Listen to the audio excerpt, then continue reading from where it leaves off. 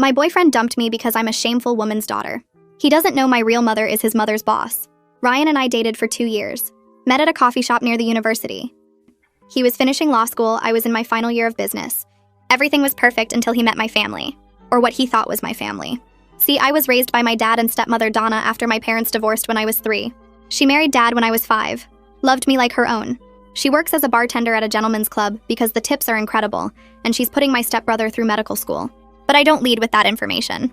My bio mom, Victoria, is CEO of Hartley Industries, a pharmaceutical company with 8,000 employees. We reconnected when I turned 18.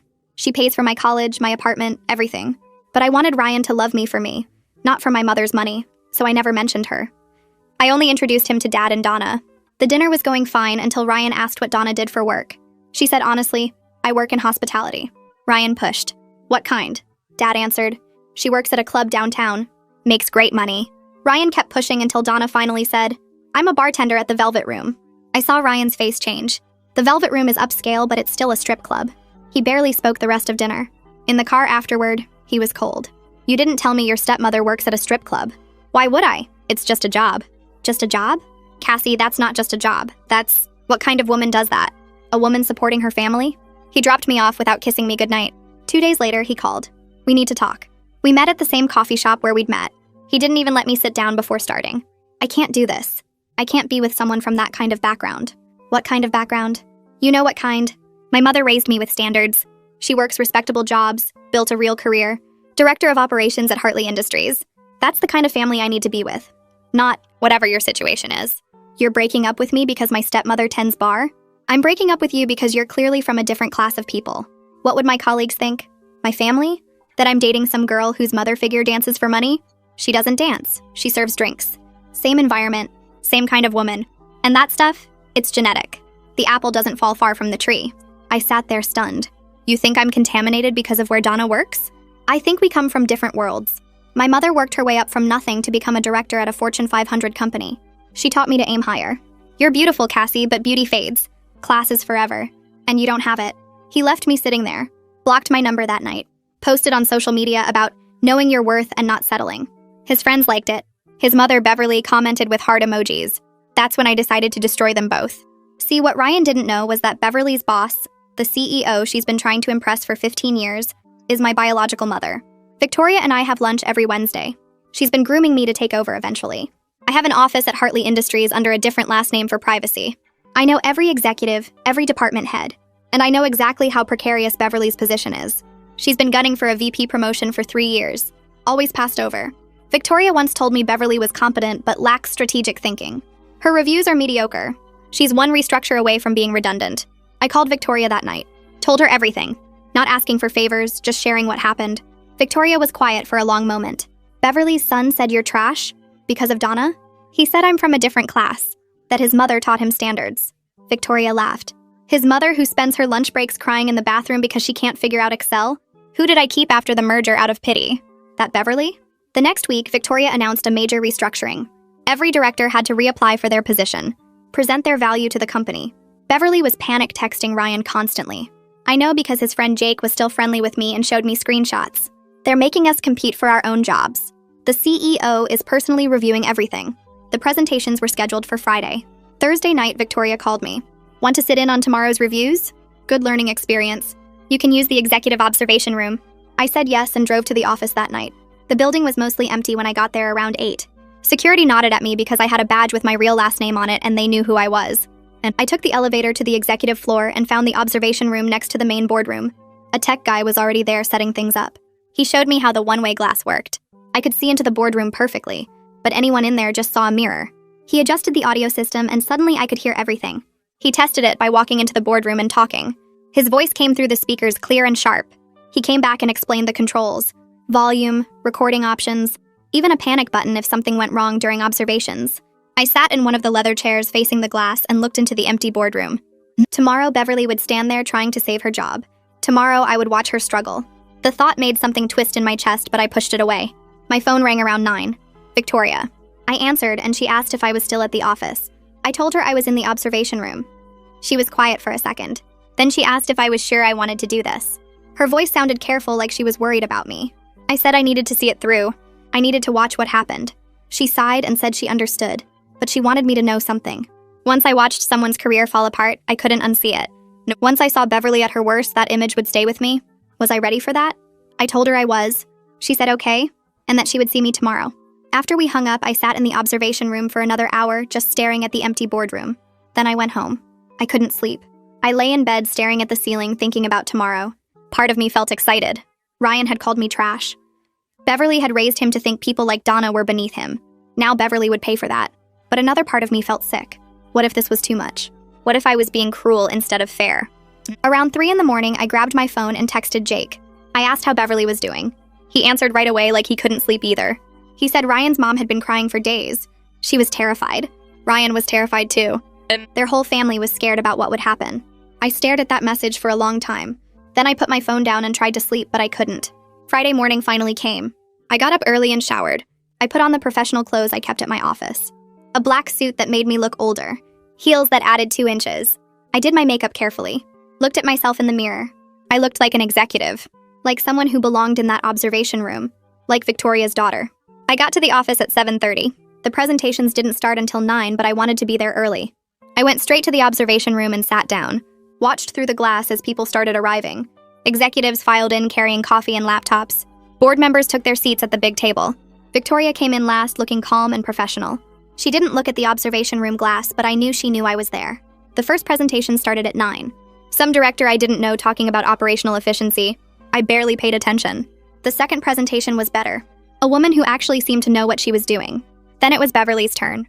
I watched her walk into the boardroom at 10:15. She looked exhausted.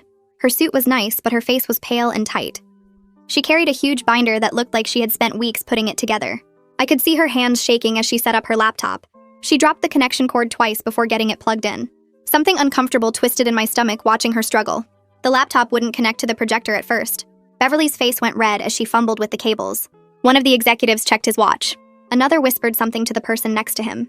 Victoria sat perfectly still with a neutral expression on her face. Finally, the screen came on. Beverly took a breath and started talking. She talked about her 15 years at the company, all the projects she had worked on. But when she gave examples, they sounded thin. Small achievements stretched to sound bigger than they were.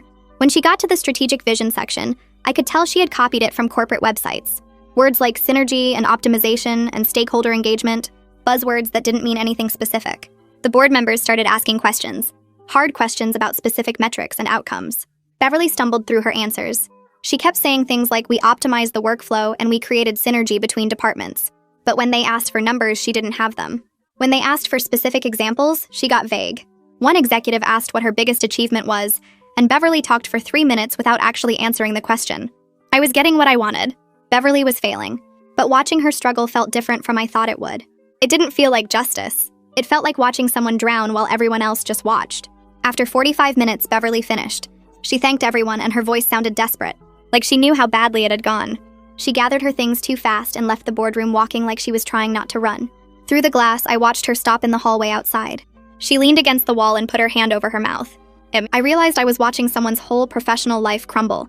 15 years of work ending in one bad presentation. I got up and left the observation room, went to my office and closed the door. Sat at my desk feeling sick instead of happy. My phone buzzed. Text from Jake. He said Ryan just called him crying. Beverly came home and couldn't stop shaking. She thought she was going to lose everything. I stared at that text. The revenge I had planned felt different now. Less like justice. More like cruelty. Someone knocked on my door an hour later. Victoria came in and sat down across from me. She looked at my face with that careful attention she always had, like she could see everything I was feeling. She asked if I got what I wanted from watching. I opened my mouth to answer, but nothing came out. What I wanted and what I felt now were completely different things. I didn't know what to say. Victoria waited for my answer, and I finally managed to get words out, telling her I thought I wanted justice, but watching Beverly fall apart just made me feel sick.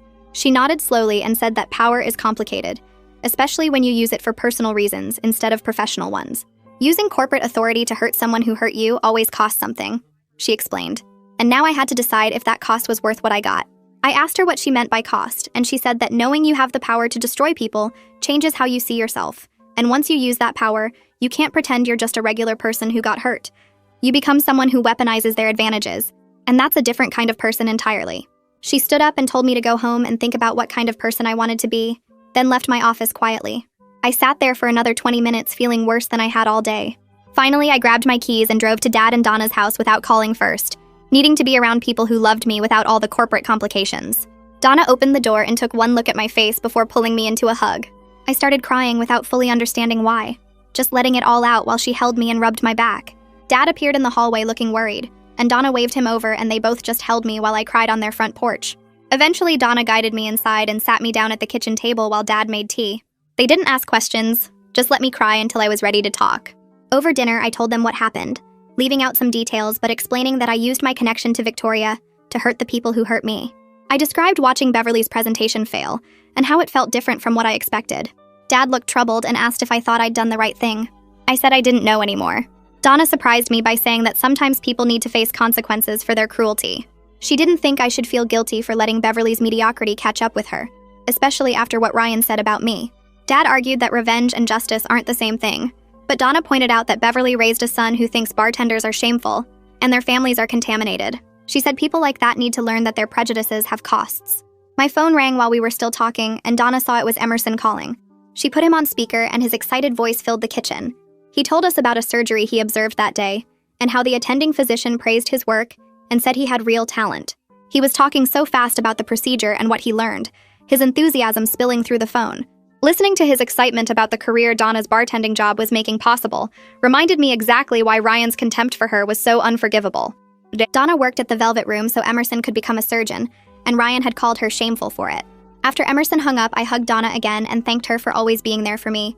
She said that's what family does, and she was proud of the woman I was becoming even when I made mistakes. I drove home that night thinking about the difference between consequences and revenge, wondering if there was actually a line between them, or if I was just trying to make myself feel better. My phone showed 3 missed calls from Jake and several texts asking if I was okay. That meant Ryan probably told him I was somehow involved in his mother's situation. I didn't respond to the texts, not ready to deal with Jake's questions yet. Saturday morning, I woke up to knocking on my apartment door. Jake stood there with 2 coffee cups and a careful expression on his face. No, he said Ryan figured out that I must know someone at Hartley Industries because the timing was too convenient. I let him in without confirming or denying anything, and we sat down on my couch. Jake looked at me with something like disappointment and said he thought I was better than this. His words stung more than I expected because Jake had always been kind to me. Having him question my character made me question it too. I asked him if Ryan ever questioned his own character when he called me trash because of Donna's job. Jake admitted that Ryan was cruel and what he said was wrong, but he insisted that 2 wrongs don't make things right. We talked for an hour about class and prejudice and revenge.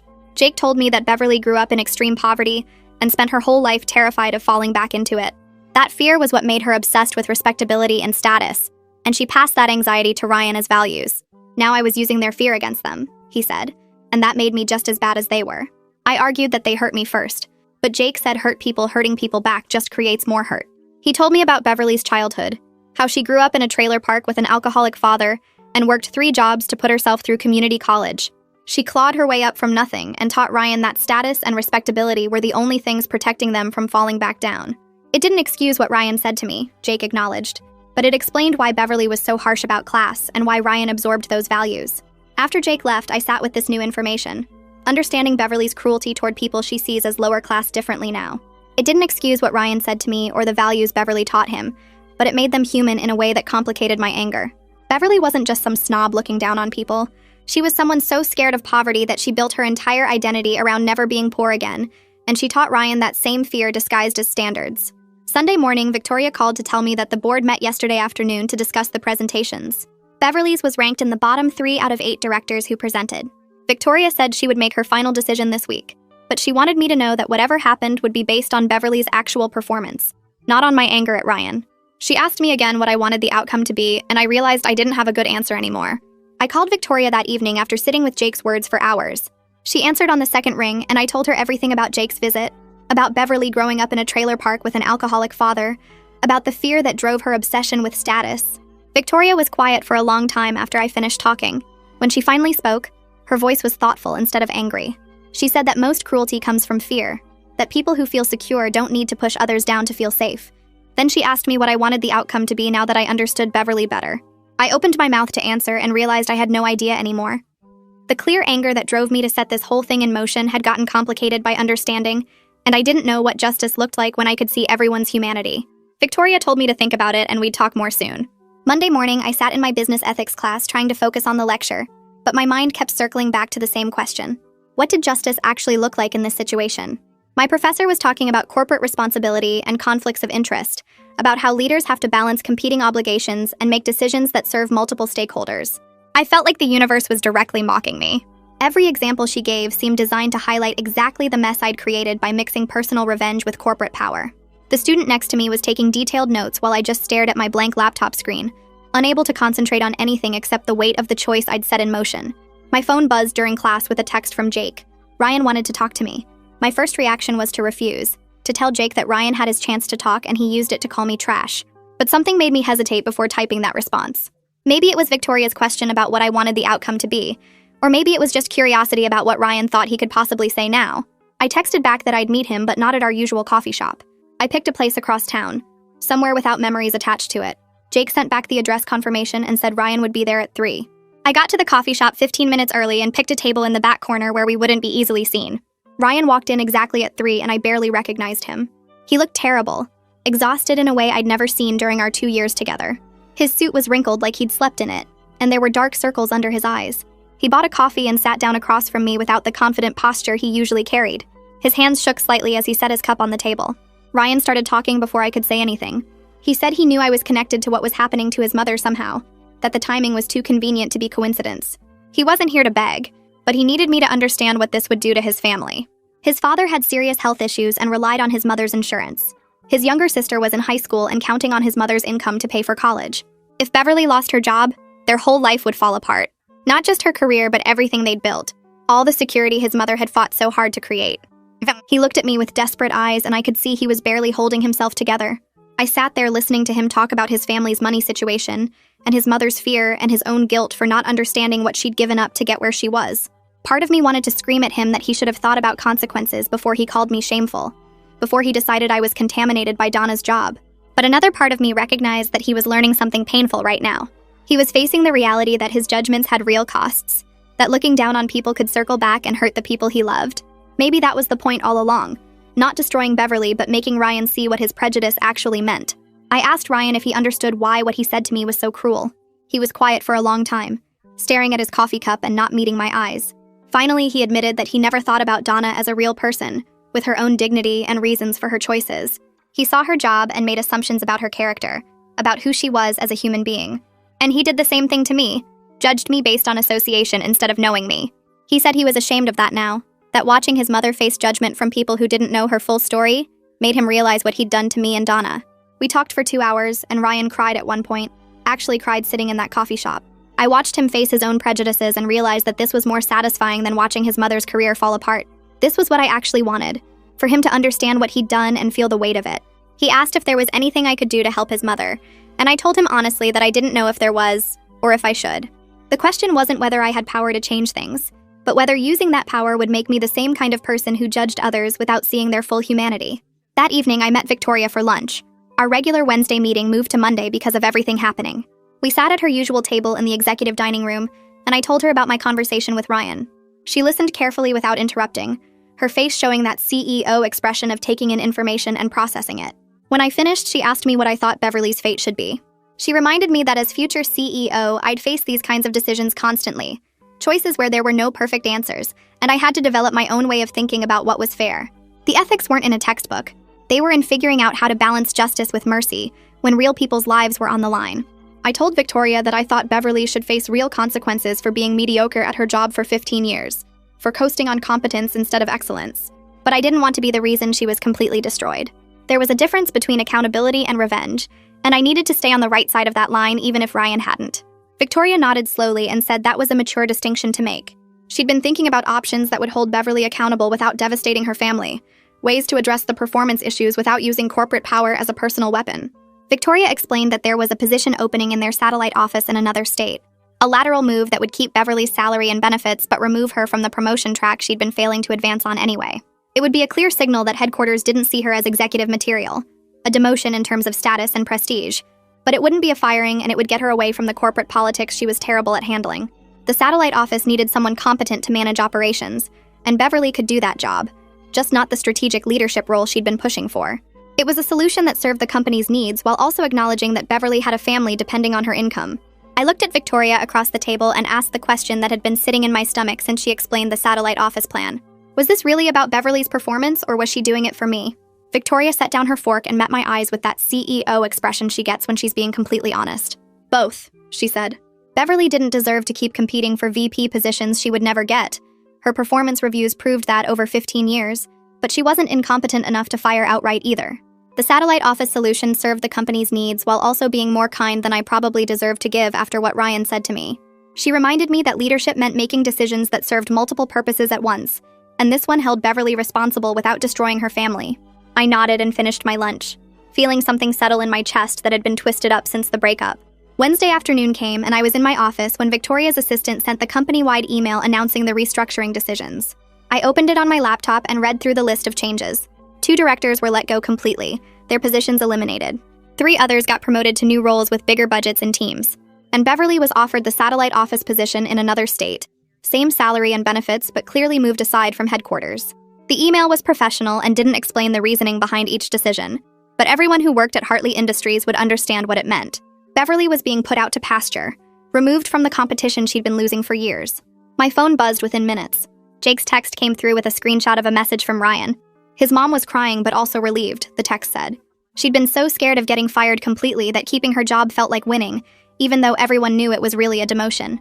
Ryan's family would be okay money-wise even though they had to move to a new state and start over somewhere else. Jake added his own message below the screenshot saying that Ryan knew somehow this was mercy from me, that I could have pushed for worse and didn't, and he was trying to understand why I showed kindness to people who'd been cruel to me. I stared at my phone for a long time before putting it down without responding. The next few days passed in a weird blur where I went to classes and studied for finals, but kept thinking about what had happened. I had the power to destroy Beverly completely, and I chose not to use it.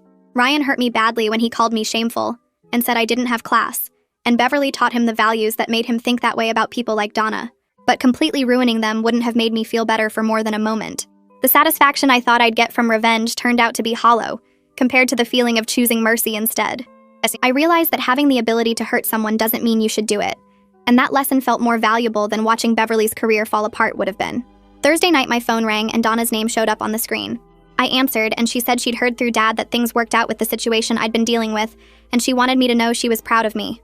I asked what she meant because I hadn't told her many details about the whole Beverly situation. Donna laughed and said that Dad told her enough for her to understand I'd had a choice between revenge and fairness, and I picked the harder option. Revenge is easy, she said. Any hurt person can lash out and cause pain back. But fairness takes real strength because you have to think about what's right, instead of just what feels good in the moment. Her words made my throat tight and I had to blink back tears while thanking her. That weekend I drove to Dad and Donna's house needing to be around family who loved me without complications.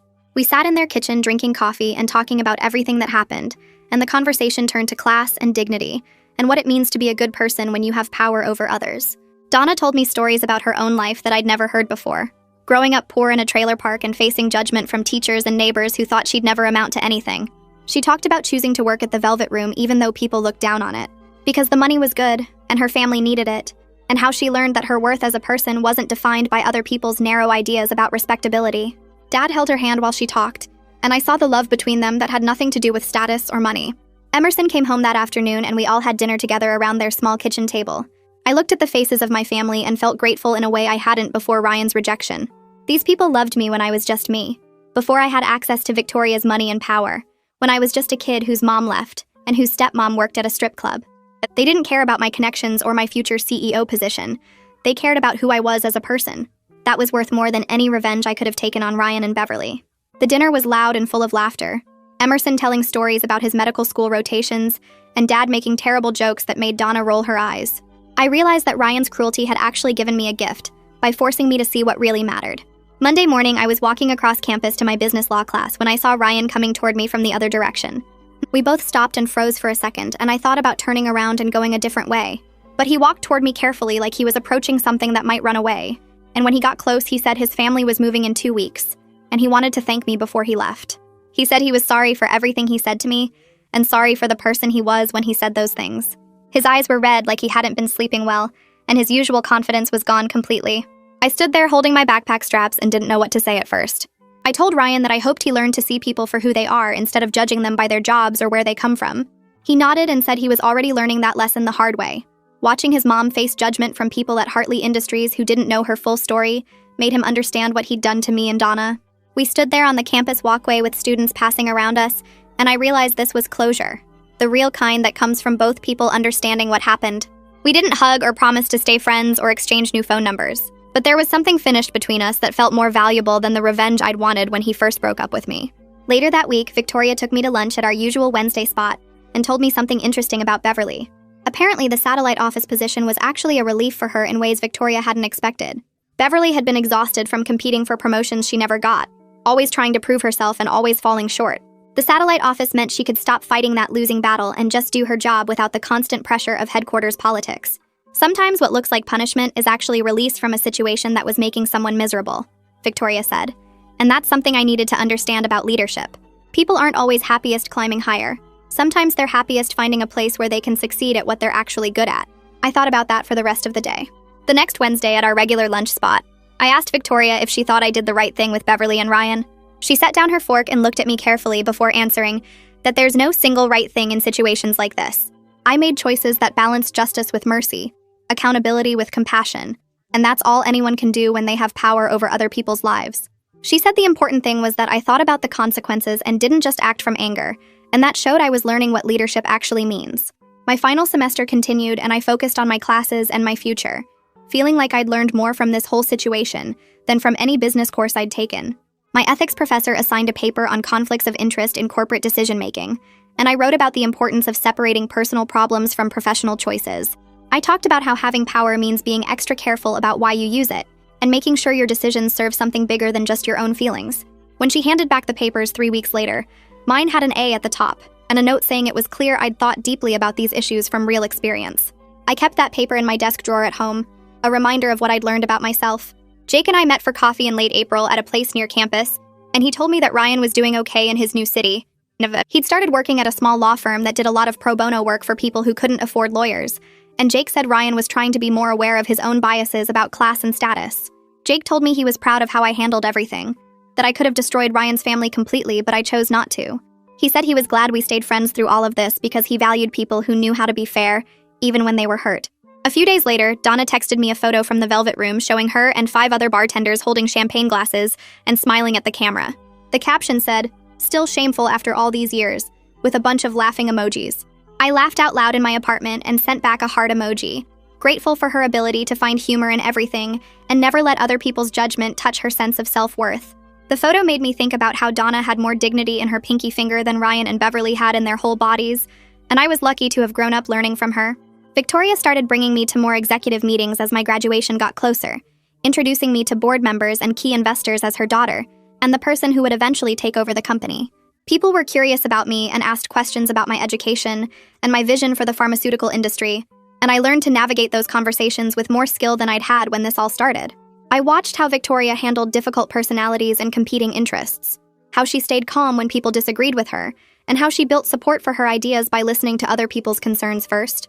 One of the board members, an older woman named Caitlin Henderson, who'd been with the company for 20 years, pulled me aside after a meeting in early May. She said she'd heard about how I handled the Beverly situation from Victoria, and she wanted me to know something important. She told me that knowing when to show mercy is rarer than knowing when to show strength, and I was going to be a good CEO someday, because I understood that difference. I thanked her and said I was still learning, and she smiled and said the best leaders never stop learning from their mistakes and their choices. I graduated in May with honors, and my whole family was there in the audience. Victoria and Dad and Donna and Emerson all sitting together and cheering when I walked across the stage to get my diploma. Looking at them sitting there together, I realized that having 2 families from completely different worlds made me richer than Ryan's narrow focus on status and respectability ever could have. They clapped so loud I could hear them over everyone else, and when I looked at their faces, I saw genuine pride and love that had nothing to do with my future CEO position or Victoria's money. That evening, we all went to dinner at a nice restaurant downtown, and Victoria gave a toast about family and second chances and the importance of staying true to yourself no matter what other people think of your circumstances. Dad added that he was proud of the woman I'd become, someone who knew how to be strong and kind at the same time. Donna said she always knew I was going to do great things, and she was just happy she got to be part of my journey, even if some people thought she wasn't good enough to raise someone like me. Emerson told everyone about his upcoming residency at a hospital in the city, a position he'd worked incredibly hard to earn. He thanked Donna for making his medical career possible through her work at the Velvet Room, saying he knew she'd sacrificed her own pride sometimes to give him opportunities. I watched Victoria's face while Emerson talked, and I saw genuine respect there for Donna's choices and her strength. Whatever judgment Victoria might have had about Donna's job had been replaced by recognition of her sacrifice and the love that motivated everything she did. I started working full-time at Hartley Industries in June, officially joining the executive development program that would prepare me to eventually take over as CEO. My office was bigger now, and my name was on the door with my real last name, Victoria's surname that I'd kept private for so long. No more hiding who I was or pretending to be someone simpler to make other people comfortable. The first week I sat in my office looking at my name on the door and the view of the city from my window, thinking about everything that had happened since Ryan broke up with me 8 months ago. The company felt different now that I worked there officially instead of hiding in a fake office with a fake name. July came fast, and I settled into the routine of executive meetings and department reviews and learning how Victoria ran everything. One morning, I opened my email and saw Beverly's name in my inbox, and my stomach tightened.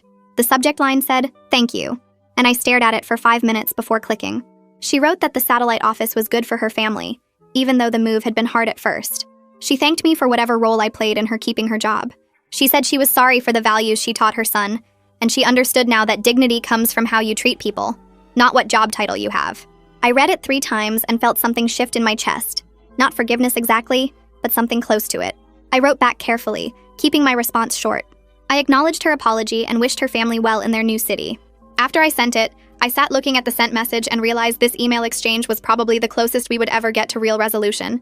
Some hurts can't be fully healed, but they can be acknowledged and set aside, and that felt like enough. Victoria and I had lunch in August at the same restaurant where we always met on Wednesdays.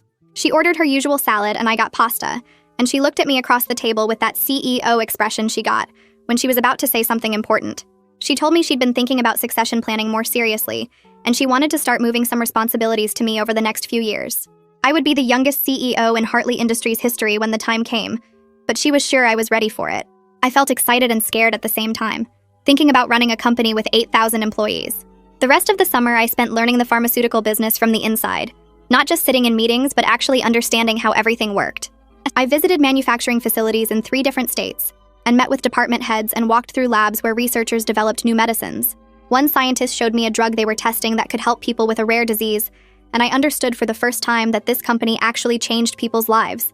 It was big and scary and exciting all at once, knowing I would eventually lead all of this. Dad and Donna visited my apartment in September, and we ordered pizza and sat on my couch talking about how much had changed in the year since Ryan broke up with me. Dad said that sometimes the worst things that happen to us lead to the best outcomes, and I had to agree that losing Ryan led me to find myself. Donna looked around my apartment with its nice furniture and big windows and said she was proud of how I'd grown into my life instead of letting it overwhelm me. We talked about Ryan and Beverly and the whole situation, and Dad said he hoped I'd learned that revenge feels good in the moment, but mercy feels better long-term. Donna mentioned she was thinking about stopping work at the Velvet Room in a few years now that Emerson was finishing medical school. I immediately offered to help her money-wise, but she refused, shaking her head firmly. She said she was proud of the work she did and the life she built, and she didn't need rescue, just respect. I assured her I'd always respected her, and that Ryan's cruelty taught me to value what people do for their families over what society thinks of their jobs. She hugged me and said that was all she ever wanted me to learn. We started talking about maybe starting a scholarship fund for children of service workers, using my resources to honor people like her who society looks down on. The idea grew as we talked, and by the time they left that night, I was already planning how to make it happen. Victoria loved the scholarship idea when I brought it up at our next lunch. She offered to have Hartley Industries match whatever I contributed, and by October, we'd established a fund that would help dozens of students whose parents worked in jobs society thinks are shameful. It felt like turning my pain into something that actually helped people, which was better than revenge ever was. We set up the application process and hired someone to manage it, and I felt proud every time I thought about kids getting college money because their parents worked hard in jobs like Donna's. Jake texted me in November that Ryan was dating someone new, a public defender who worked with poor clients who couldn't afford fancy lawyers. He said Ryan seemed really different now, like he'd learned something important about judging people. I was happy for him in a distant way, glad that the lesson he learned wasn't just about being scared of consequences, but about actual growth as a person. I ran into Ryan one more time over Thanksgiving when he was visiting Jake, and we happened to be at the same coffee shop. We had a brief conversation that was friendly but not close, standing by the counter with our drinks. He told me about his work at the new law firm and his girlfriend who inspired him to do more pro bono cases. He asked about his mother's move to the satellite office, and I told him about my role at Hartley Industries and the scholarship fund Donna and I created together. He looks down at his coffee cup and back up at me. I'm glad you didn't destroy us when you could have. I understand now that mercy is actually strength, not weakness. I watch him carefully, seeing someone different from the guy who dumped me in this same coffee shop a year ago. I hope you teach your kids different values than your mom taught you. He nods slowly. I will. I promise I will. We finish our drinks and say goodbye, and I walk to my car feeling like something heavy finally lifted off my chest. December comes fast, and I spend most of it working at Hartley Industries and finishing up projects before the new year. The office gets decorated with lights and garland, but I'm too busy learning new systems and meeting with department heads to pay much attention. Every night I drive home thinking about everything that happened since Ryan broke up with me. The coffee shop breakup where he called me trash. Victoria's restructuring announcement. Watching Beverly struggle through her presentation. The choice I made to show mercy instead of destroying them completely. And Jake's visit when he told me about Beverly's poverty background. All those moments that forced me to figure out who I wanted to be when I had power over people who hurt me. I learned that having the ability to hurt people back doesn't mean you should do it. Justice turned out to be way more complicated than simple punishment. Some nights I think about what would have happened if I'd pushed Victoria to fire Beverly completely, and I'm glad I didn't, because that version of me seems mean and small now. Victoria and I have our regular Wednesday lunch in the last week of December at the same restaurant we always go to. She orders her usual salad, and I get pasta, and we talk about the company's fourth quarter numbers for a while. Then she puts down her fork and looks at me seriously. I'm proud of the leader you're becoming. Someone who understands both strength and compassion. I feel my throat get tight because her approval means everything to me. Thank you for guiding me through this year. For being the mother I needed. She reaches across the table and squeezes my hand. Watching you grow has been the greatest joy of reconnecting with you. We finish lunch talking about plans for next year and new projects I'll be taking on. And when we leave, I hug her tight in the parking lot before getting in my car. New Year's Eve arrives and most people leave the office early, but I stay late working on a presentation. Around 8 o'clock, I turn off my computer and just sit there looking out my window at the city lights starting to glow in the darkness. People are probably getting ready for parties and countdowns and champagne toasts. I have a family that loves me no matter what. Dad and Donna, who raised me with actual values about treating people with respect. Victoria, who came back into my life and taught me how to use power responsibly. Emerson, who's going to be an amazing doctor because Donna worked her ass off at a job people looked down on. Even Jake, who stayed my friend when it would have been easier to pick Ryan's side. I have a career at Hartley Industries that challenges me every single day and will eventually put me in charge of 8,000 employees. Ryan's rejection was supposed to make me feel small and shameful and less than. Instead, it forced me to recognize my own power and figure out how to use it without becoming the kind of person who destroys others for revenge. I'm grateful for that lesson, even though learning it hurt like hell. My phone buzzes with a text from Donna asking if I'm coming to their New Year's party, and I text back that I'll be there in an hour. I grab my coat and turn off my office lights and head toward the elevator, thinking about the year ahead and all the things I still want to build and learn and become.